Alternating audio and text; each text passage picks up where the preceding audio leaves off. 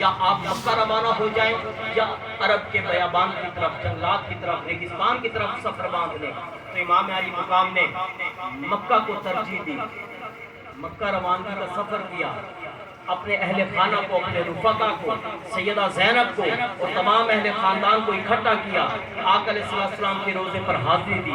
آپ کی آنکھوں سے آنسو جاری ہیں، الوداعی سلام ہو رہا ہے کہ نانا جان آج آپ کے حسین کی رہنے کے لیے یہاں کوئی جگہ نہیں رہی، اے میرے نانا یہ وہی مدینہ ہے جس کی گلیوں میں تیرا حسین پھرتا تھا اور تیرے صحابہ چوم کر اس کے کندھوں پر اٹھا لیا کرتے تھے، اے میرے نانا یہ وہی مدینہ ہے جس میں جب تو نماز پڑھتا تیرا یہ حسین تیری پشت پر آ کر بیٹھ جاتا، میرے نانا یہ وہی مدینہ ہے کہ جہاں ہم دن رات جب چاہیں مسجد نبوی میں آ جاتے تھے، ہم کھیلتے تھے، صحابہ دیکھ کر ہمیں خوش ہوتے تھے، اے میرے نانا یہ وہی حسین ہے جو تیری آنکھوں کی ٹھنڈک تھی، تیری روح کا سکون تھا، تیری روح کا چین تھا، جسے تو اپنے دوشے مبارک پر سفر کرایا کرتا تھا۔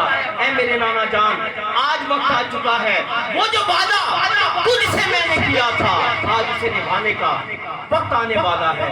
اے میرے نانا جان یہ الوداعی ملاقات ہے، پتہ نہیں دوبارہ میں آپ کے روزے پر حاضر ہو سکوں یا نہ ہو سکوں۔ وہاں سے حاضری دی، سیدہ کائنات کے روزے اقدس پر جنت البقیع میں گئے، سیدہ کائنات کے روزے اقدس پر پہنچے، اپنی والدہ کی قبر سے لپٹ کر ساروں قطار رونے لگے کہ اماں جان ماں باپ کبھی ایک دوسرے سے جدا نہیں ہوتے، کوئی ماں اپنے لال کو اپنے سے دور نہیں کرتی، لیکن اماں جان آج یہ تیرا لاڈلا بیٹا تجھ سے جدا ہو رہا ہے، تجھ سے بچھڑ رہا ہے، تیرا مدینہ چھوڑ کر جا رہا ہے، پتہ نہیں یہ دوبارہ ملاقات نصیب ہو یا نہ ہو، یہ دوبارہ حاضری نصیب میں ہو یا نہ ہو۔ وہاں سے آپ کو مختصر حاضری دی، سیدہ کائنات کے روزے اثر پر سلام کیا۔ ذرا سوچیں، ذرا سوچیں، ماں والے بیٹھے ہیں، بیٹیوں والے بیٹھے ہیں، جن کے باپ زندہ ہیں، جن کی ماں زندہ ہیں۔ آپ نے کبھی دیکھا ہے، میں نے دیکھا ہے کہ ہم رات کو 2 بجے تک اپنے گھر سے باہر، میں جب بھی رات کو کبھی سفر سے لوٹا تو ہماری والدہ اللہ ان کو جنت میں جگہ عطا فرمائے، وہ اپنے برآمدے میں چرپائی پر بیٹھی ہوتی تھی، جیسے ہی میں خاموشی سے دروازہ کھولتا آرام سے اندر جاتا، کھڑتا نہ ہو، لیکن ہماری جیسے ہی میں دروازہ بند کرتا والدہ کے چہرے پر نظر پڑتی، ہماری والدہ کا سب سے پہلا سوال یہ ہوتا تھا آ گئے ہو کھانا کھایا ہے؟ آ گئے ہو کھانا کھایا ہے؟ نہیں امی جان خود کھانا دیتی، وہ رات کو 2 بجے تک میری والدہ وہ جاگتی رہی، وہ سیدہ کائنات تھی، وہ امہات المومنات کی ماں تھی، وہ سیدہ کائنات تھی جن کو دیکھ کر حضور کھڑے ہو جاتے ہیں، وہ سیدہ کائنات تھی کہ سیدہ عمر فاروق فرماتے ہیں کہ ہم حضور کو کہتے تھے فدا کا ابی و امی یا رسول اللہ، یا رسول اللہ آپ پر میرے ماں باپ قربان، اور حضور فرماتے تھے فدا کا ابی و امی یا فاطمہ، اے فاطمہ تم پر میرے ماں باپ قربان۔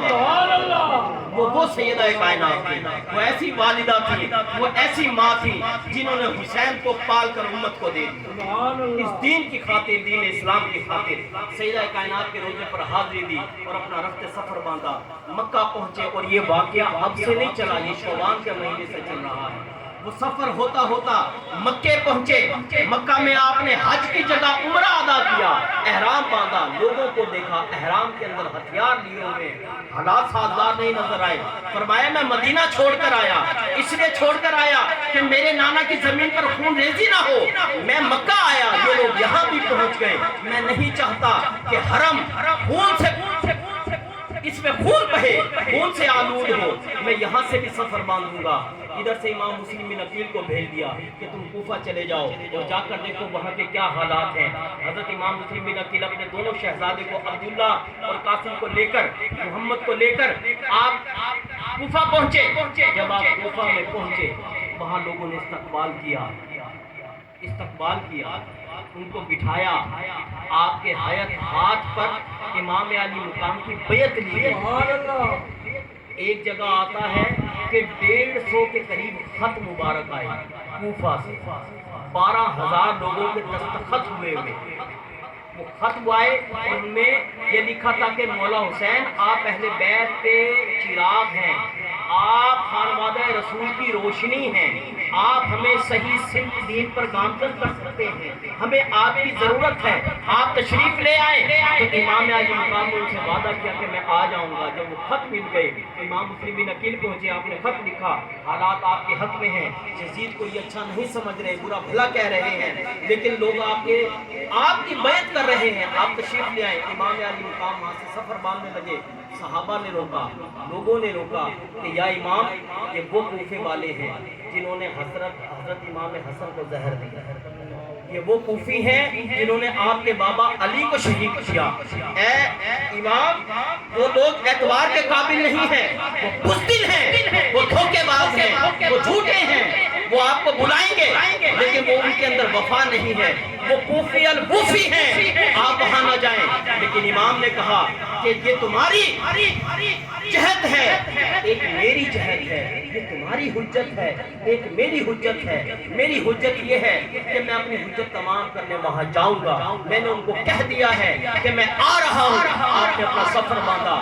مختصر یہ کہ ایک مقام ایسا آیا، جناب حر سامنے آ گئے، 10,000 کا لشکر آپ کے ساتھ ہے، آپ نے امام حسین کا قافلہ روک لیا، آپ نے فرمایا کہ آپ آگے نہیں جا سکتے، آپ کوفہ نہیں جا سکتے۔ ابن زیاد وہاں مسلط ہو چکا ہے، ابن زیاد وہاں مسلط ہو چکا ہے، اور یاد رکھیں ایک طرف 72 تن تھے اور ایک طرف 30 ملکوں سے فوج منگوائی جا رہی تھی۔ 72 کے مقابلے میں 30 ملکوں سے فوج منگوائی جا رہی تھی۔ ابن زیاد نے اور سپاہی مانگے، کہا کیا کرنا ہے، اتنا لشکر تو بھیج چکے ہیں، 20,000 تمہارے سامنے سپاہی ہیں، تم نے کیا کرنا ہے؟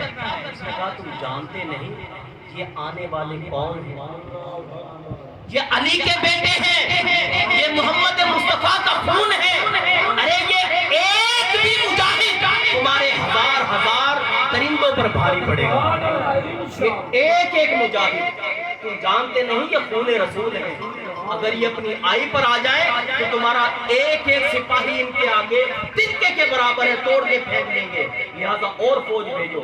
مختصر یہ کہ آپ ایک مقام پر پہنچے، آپ نے وہاں سے مٹی اٹھائی، مٹی کو سونگا، پوچھا یہ کون سی جگہ ہے، بتایا گیا یہ کرب و بلا ہے، آپ نے فرمایا خیمے لگا دو، ہمارا یہی مقام ہے۔ یہ وہ مٹی ہے جو میرے نانا کو جبرائیل نے دی تھی، اور جبرائیل نے امہات المومنین حضرت ام سلمہ کو دی تھی، وہ مٹی میں نے دیکھی ہے، یہ وہی مٹی ہے، اس سے مجھے وہی خوشبو آ رہی ہے۔ امام نے خیمے لگا دیے۔ دوستان گرامی، 7 محرم کو امام عالی مقام کا پانی بند کر دیا گیا، 10 محرم آ گئی، وہ صبر و رضا کا پیکر ایک کر کے اپنے تمام خانوادہ سے ایک کر کے جوان کو اللہ کی راہ میں بھیجتا رہا اور شہید ہو کر ان کے لاشیں اٹھا کر لاتا رہا۔ آپ دیکھیں کہ امام عالی مقام کی عمر تقریباً 56 برس بتائی گئی، تقریباً 56 برس، اور آپ کی داڑھی مبارک اور سیر مبارک میں ایک بھی بال سفید نہیں تھا۔ لیکن جب آپ کے لخت جگر امام علی اکبر کی شہادت ہوئی تو آپ جب ان کی لاش اٹھا کر خیمت تک آئے تو آپ کی داڑھی اور بال مبارک میں اور زلف مبارک میں ایک بھی بال سیاہ نہیں رہا، سب سفید ہو گئے۔ وہ ایسا صدمہ گرا تھا کہ ظالموں نے شبیہ مصطفیٰ کو بھی نہ دیکھا، وہ صورت مصطفیٰ کو بھی نہ دیکھا۔ ارے وہ ایسے ظالم تھے، وہ جب اپنے ظلم پر آ گئے لیکن انہوں نے اپنے ظلم کی انتہا کر دی۔ ادھر سے صبر کی بھی انتہا دیکھو کہ اپنے علی اکبر کو جو شبیہ مصطفیٰ تھے اپنے ہاتھ سے روانہ کر دیا۔ مختصر یہ کہ تمام خانوادہ رسول شہید ہو گئے، امام علی مقام کی باری آ گئی۔ امام اپنی سواری پر بیٹھتے ہیں، سواری کو ایڑی لگاتے ہیں، سواری ہلتی نہیں ہے، بیٹیوں والے بیٹھے ہو، ذرا ایمانداری سے بتاؤ اگر آپ کے گھر میں سے آپ سے کوئی بیٹی سوال کرے، کوئی سوال کرے، آپ سے پورا کرنے کے لیے کیا کریں گے؟ ہر ممکن کوشش کریں گے کہ ہماری بیٹی کو تو چھوڑو بہلا دیں گے لیکن میری دھی میں نو آنکھیں پہلی باری آنکھیں کہ میرے کو پہلی باری کچھ منگے ہے۔ میں اکثر یہ دعا کرتا ہوں، یہ دعا میری والدہ نے مجھے بتائی تھی کہ اللہ سے جب بھی دعا کیا کرو یہ مانگا کرو کہ باری تعالیٰ کسی بھی انسان پہ کبھی زندگی میں ایسا وقت نہ دینا کہ اس کی بیٹی اس سے کچھ مانگے اور اس کی جیب میں دینے کے لیے نہ۔ مولا اتنا دے دینا کہ جب کسی کی بیٹی سوال کرے، جب کسی کی بیٹی سوال کرے تو باپ کے اندر اتنی ہمت ہو کہ وہ اس کو پورا کر سکے، اور وہ ہمت تم سے عطا کرے۔ یہ دعا مانگا کرو، ہر نماز میں دعا مانگا کرو۔ یہ بیٹیاں بڑی پیاری ہوتی ہیں۔ امام علی مقام صبر و رضا کے پیکر تھے، لیکن آپ نے سواری کو ایڑی ماری، سواری نہیں چلی۔ آپ نے دیکھا خیمے کی طرف تو کیا دیکھتے ہیں کہ ننھی سکینہ، ننھی سی سکینہ جن کی عمر 4 سے 5 سال ہے، وہ خیمے کا پردہ ہٹا کر اور اشارہ کر رہی ہے کہ تو نہ جانا۔ سواری کو کہہ رہی ہے اے سواری تو نہ جانا، جتنے لوگ تو لے کر گئی ہے کوئی زندہ واپس نہیں آیا، یہ میرے بابا ہیں، تو ان کو نہ لے کر جانا۔ میں نے یہ سنا ہے کہ جس کے سر سے باپ کا سایہ اٹھ جائے وہ یتیم ہو جاتا ہے۔ اے سواری میں یتیم نہیں ہونا چاہتی، یہ میرے بابا حسین ہیں، تو ان کو نہ لے کر جانا۔ لیکن امام علی مقام سواری سے نیچے اترے، سیدہ سکینہ کو سینے سے لگایا، سیدہ زینب کے حوالے کیا اور سب کو الوداعی سلام کہا اور فرمایا اے سیدہ زینب، اے میری ہمشیرہ، پردہ نہیں چھوڑنا، صبر نہیں چھوڑنا، ہم خانوادہ رسول کے چشم و چراغ ہیں، ہماری تاریخ ایسی ہے، ہمارا خون ایسا ہے، ہماری ذات ایسی ہے کہ جس کا پردہ آسمانوں پر چلتا ہے، جس کی ہیبت آسمانوں پر چلتی ہے، جن کا تقوی آسمانوں پر چلتا ہے، جن کی محبت آسمانوں سے اترتی ہے، جن کے نام آسمانوں سے اترتے ہیں، جن کے کپڑوں کے جوڑے آسمانوں سے اترتے ہیں۔ اے سیدہ زینب، پردہ نہیں چھوڑنا، اس تکریم کو قائم رکھنا جو میرے نانا نے ادا کی تھی، جو میرے نانا کا حکم تھا اس پہ قائم رہنا، اس سے باہر نہ نکلنا۔ یہ میری بیٹی سکینہ ہے، اے میری ہمشیرہ، یہ حسین تیرا بھائی، اس بیٹی کو کبھی اپنے سے جدا نہیں کیا، اس کو حسین کے سینے سے علاوہ نیند نہیں آتی تھی۔ یہ وہ سکینہ ہے جو جب بھی سوتی اپنے بابا کے سینے پر سر رکھ کر سوتی تھی۔ اے میری سیدہ زینب، میری ہمشیرہ، یہ میری بڑی لاڈلی بیٹی ہے، اس کو تنہا نہ چھوڑنا۔ اب میں جا رہا ہوں، میرا وقت آ چکا ہے، یہ دین کا اور اسلام کا یہ طریقہ ہے کہ اس کو بچانے کے لیے آج مجھے اپنے آپ کو پیش حضور کرنا پڑے گا، اللہ کے حضور پیش کرنا پڑے گا۔ امام علی مقام گھوڑے پر سوار ہوتے ہیں اور میدان کربلا میں چل پڑتے ہیں، اور ہم لوگ تو یہ سنتے ہیں کہ آپ گئے اور جا کر جنگ شروع ہوگی، نہیں، امام علی مقام اسلام کی حجت ہے، اسلام کی حجت ہے۔ جیسے ہر گھر کا جو بڑا ہوتا ہے نا، وہ گھر کا جو بڑا ہوتا ہے وہ اس گھر کی حجت ہوتا ہے، یعنی کہ آپ جتنے بھی مشورے کریں اس گھر کے بڑے سے علاوہ وہ کام نہیں کر سکتے، وہ تمام مشورے اس کے پاس جائیں گے، فیصلہ وہ کرے گا کہ کیا کرنا ہے اور کیا نہیں کرنا، وہ جانتا ہے تمہارے حق میں کیا برا ہے کیا اچھا ہے، وہ تمہارے گھر کا بڑا ہے۔ امام حسین اس وقت امت کے سالار تھے، وہ حجت ہے دین اسلام کی، وہ امت محمدیہ کی حجت ہے۔ آپ نے اپنی تمام حجت وہاں جا کر بیان اور تمام کی۔ آپ نے فرمایا لوگوں، میں وہ حسین ہوں جس نبی کا تم کلمہ پڑھتے ہو، اس نبی نے اس حسین کو اپنی زبان چسائی ہے۔ میں وہ حسین ہوں کہ اگر میں رات کو سویا اور پانی مانگا تو سب سے پہلے مصطفیٰ میرے لیے پانی لے کر کھڑے ہوتے تھے۔ میں وہ حسین ہوں اگر میرے بابا علی مجھے کھلانے کے لیے باہر لے جاتے تو حضور فرماتے تھے اے علی، گرمی، سورج کی گرمی بڑھنے سے پہلے میرے حسین کو واپس لے آنا۔ میں وہ حسین ہوں کہ اگر ہم بھائی اپنے گھر میں کسی بات پر رو پڑتے تھے تو حضور کا گزر ہوتا تھا تو حضور فرماتے تھے اے سیدہ فاطمہ، اے میری بیٹی، میں نے تجھے کہا ہے ان کو رونے نہ دیا کر، ان کا رونا مجھ مصطفیٰ سے نہیں برداشت ہوتا۔ میں وہ حسین ہوں جو دوش پیغمبر پہ کھیلا کرتا تھا۔ میں وہ حسین ہوں جس کو آقا علیہ السلام نماز میں سجدے میں بٹھا کر سجدے کو طول دیا کرتے تھے۔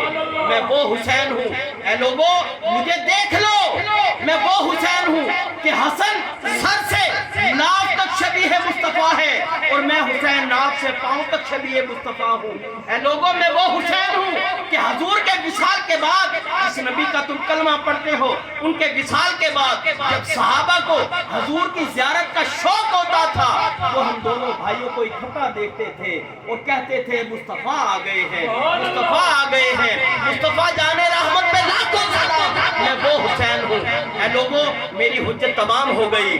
یہ نہ کہنا بروز قیامت کہ مولا ہمیں پتہ نہیں تھا. آج میں نے اپنی تمام حجت پوری کر دی ہے, تمام کر دی ہے. ان ظالم کو حیا نہ آئی, ان کو شرم نہ آئی. انہوں نے کہا حسین یا بیعت کر لے یا قتل ہو جا. امام علی مقام نے فرمایا بیعت میں اس بدبخت کی نہیں کر سکتا, وہ میرے نانا کے دین کا دشمن ہے, وہ دشمن اسلام ہے.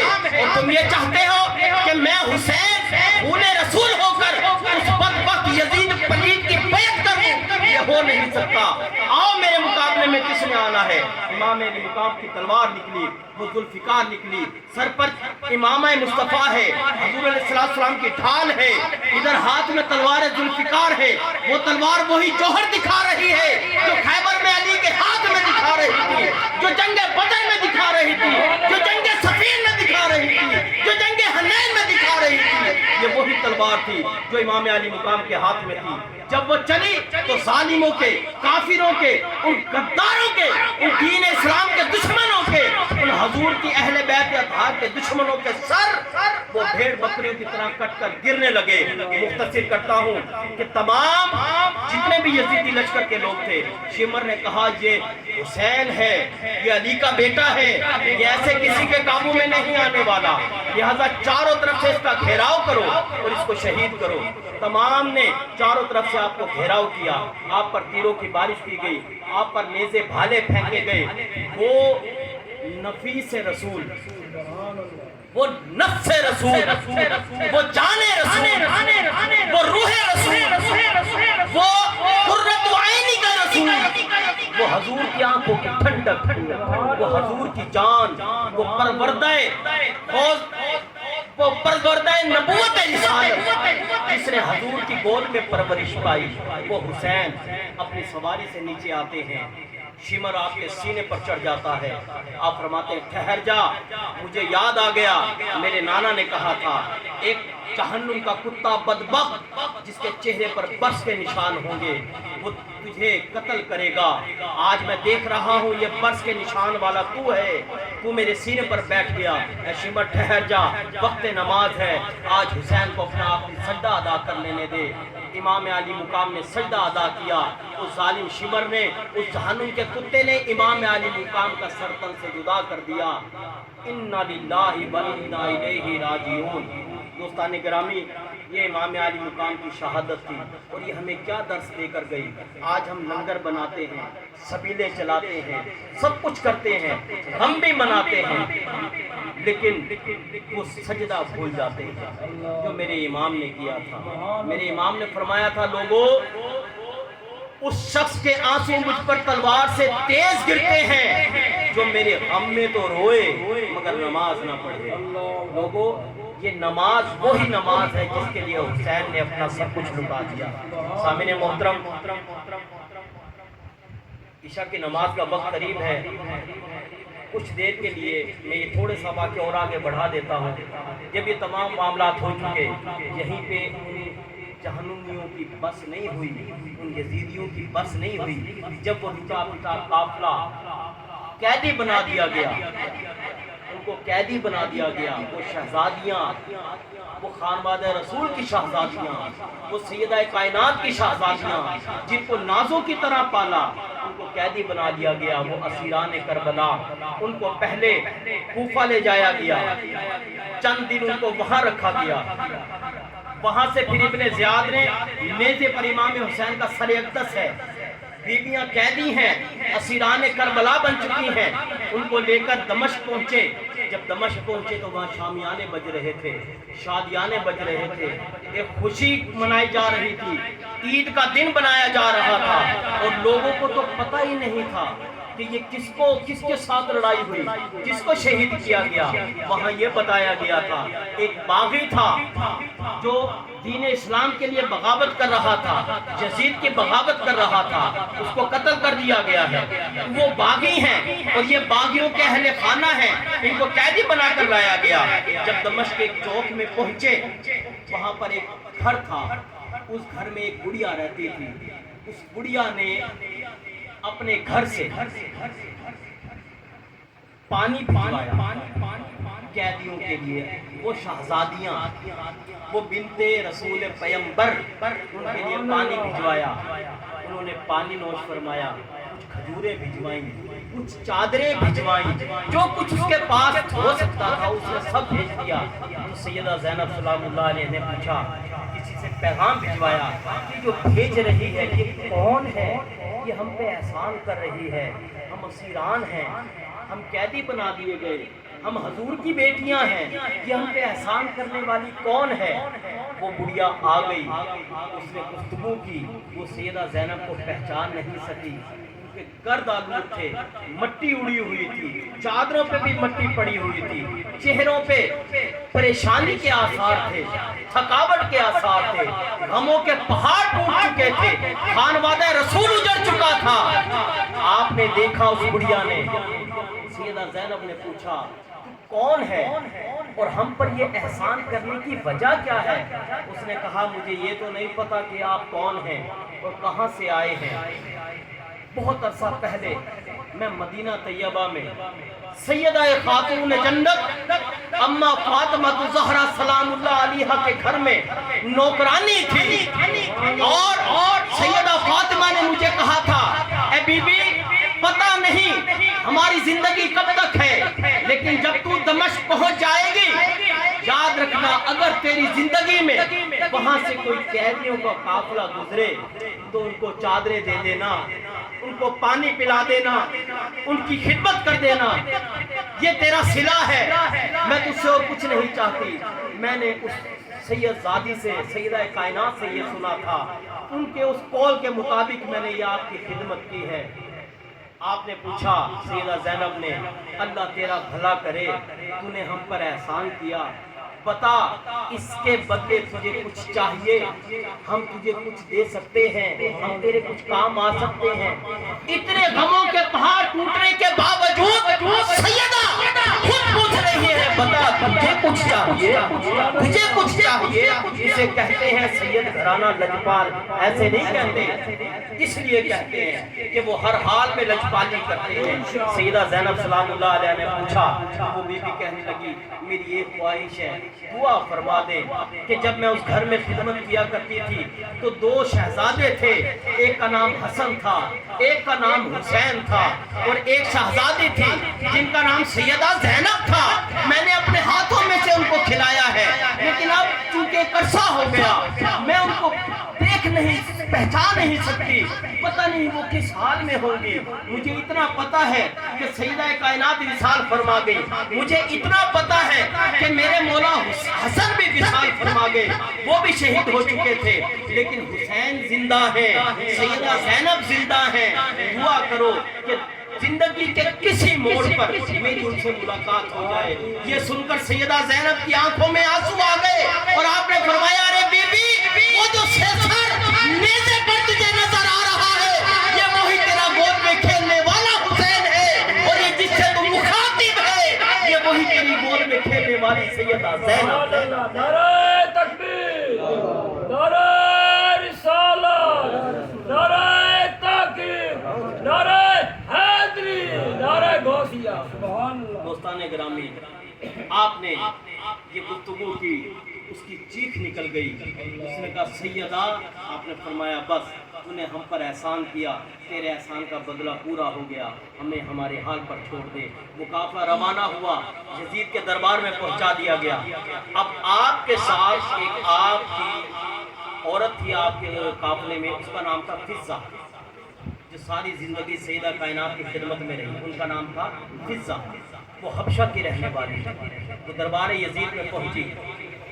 یزید نے وہاں پر مسکراتے ہوئے یہ کہا کہ جسے اللہ چاہے عزت دے۔ تو سیدہ زینب نے جب یہ سنا تو آپ نے خطبہ دیا اور آپ نے فرمایا وَتُعِزُّ مَن تَشَاءُ وَتُذِلُّ مَن تَشَاءُ، ذلت اور عزت میرے رب کے اختیار میں ہے۔ اذان کا وقت ہوا، اذان ہوئی، آقا علیہ السلام کا نام اقدس آیا، اشہد ان محمد رسول اللہ۔ سیدہ زینب نے یہ سنا، سن کر خطبہ دیا اور آپ نے فرمایا اے یزید، اے جہنم کے کتے بدبخت، اگر اس اذان میں تیرے نانا کا نام آ گیا تو تو جیت گیا، اگر آج بھی نام میرے نانا کا چل رہا ہے सोच ले जीत किसकी हो गई। तख्त तेरा हो गया, दीन हमारा हो गया, रसूल हमारा हो गया, खुदा हमारा हो गया। वो सब्र और रज़ा के पैकर वो कुछ दिन उन्होंने वहां कयाम किया। और एक शख्स आया, हजरत इमाम अली मुकाम की एक साहबजादी थी, उनका नाम फातिमा था, वो भी उस काफले में थी। वो हजरत इमाम हुसैन की बेटी थी। वो आई, वो सामने बैठी थी। वो एक शाम का एक बंदा था, नौजवान, वो आ गया, एक शामी था, उसे नहीं पता था ये कौन है। उसने यजीद से कहा कि मुझे कनीज के तौर पर ये दे दे। जब सैयदा फातिमा ने ये सुना तो वो अपनी फूफो से चिपट गई और कहा, फूफो जान, क्या ये शहजादियां रसूल अब कनीज बनेगी? तो सैयदा ज़ैनब ने फरमाया, गम न कर, इस यजीद की इतनी जुर्रत नहीं है कि ये हमें उंगली भी लगा सके। तू परेशान ना हो, ऐसा कुछ नहीं होगा। जब ये आवाज बुलंद हुई, सैयदा ज़ैनब की आवाज सुनी, उस शामी ने कहा, गौर से देखा, उसने कहा, ये तो मुझे खानवादे रसूल से लगते हैं, ये तो कोई आले रसूल की शहजादियां लगती हैं। और उसने यजीद की तरफ मुंह करके कहा, यजीद, तुझ पर लानत हो, ये तूने क्या जुल्म कर दिया, तूने सत्य रसूल को कत्ल कर दिया। यजीद ने जब ये सुना, उसने हुक्म दिया, इसका सर उतार दो, उसको कत्ल करवा दिया गया। जब उसने देखा कि हालात बिगड़ रहे हैं और ये हालात मेरे हाथ से बाहर हो जाएंगे, उसने यही बेहतर जाना कि इनका काफिला मदीना की तरफ रवाना कर दिया जाए। काफिले को मदीना की तरफ रवाना कर दिया गया। मदीना के पास पहुंचे तो इतनी सकत नहीं रही उस काफिले में। वो लुटा लुटा काफिला जब मदीना पहुंचा तो इतनी सकत नहीं थी कि वो अपने नाना के दरबार में हाजिरी दे सकते। उन्होंने पैगाम भिजवाया, एक गुलाम था जो साथ था, उसके हाथ पैगाम भिजवाया। अहले मदीना में जब ये खबर फैली कि इमाम हुसैन को शहीद कर दिया और वो लुटा पिटा काफिला, एक नौजवान जो सैयद